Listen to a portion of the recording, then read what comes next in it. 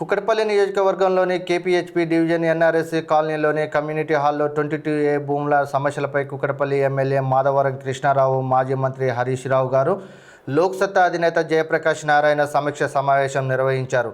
ఈ సందర్భంగా నాయకులు మాట్లాడుతూ ప్రభుత్వం నిరంకుశంగా వ్యవహరిస్తున్న ప్రయోజనాలను పరిగణలోనికి తీసుకోకుండా నిర్ణయాలు తీసుకుంటుందని ఆరోపించారు.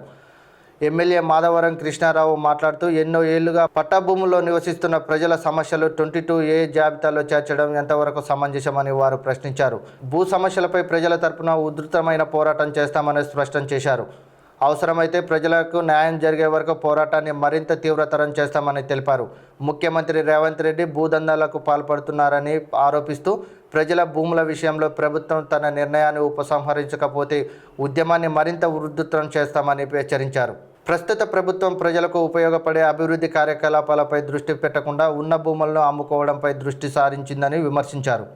ప్రజలకు న్యాయం జరిగే వరకు తాము పోరాటం చేస్తామని, అవసరమైతే ప్రజల కోసం నేను ఆమరణ నిరాహార దీక్షకు సిద్ధమని హెచ్చరించారు. ప్రజల ఆస్తులు కాపాడేందుకు ఎంతటి పోరాటానికైనా సిద్ధమని స్పష్టం చేశారు. 22Aలో భూముల విషయంలో ప్రభుత్వం వెనక్కి తగ్గకపోతే రానున్న రోజుల్లో పోరాటాన్ని మరింత తీవ్రతరం చేస్తామని నాయకులు హెచ్చరించారు. ఈ కార్యక్రమంలో మాజీ మంత్రి హరీష్ రావు, ఎమ్మెల్యే మాధవరం కృష్ణారావు, లోక్సత్తా అధినేత జయప్రకాష్ నారాయణ, రాగిడి లక్ష్మారెడ్డి, మాజీ కార్పొరేటర్లు తదితరులు పాల్గొన్నారు.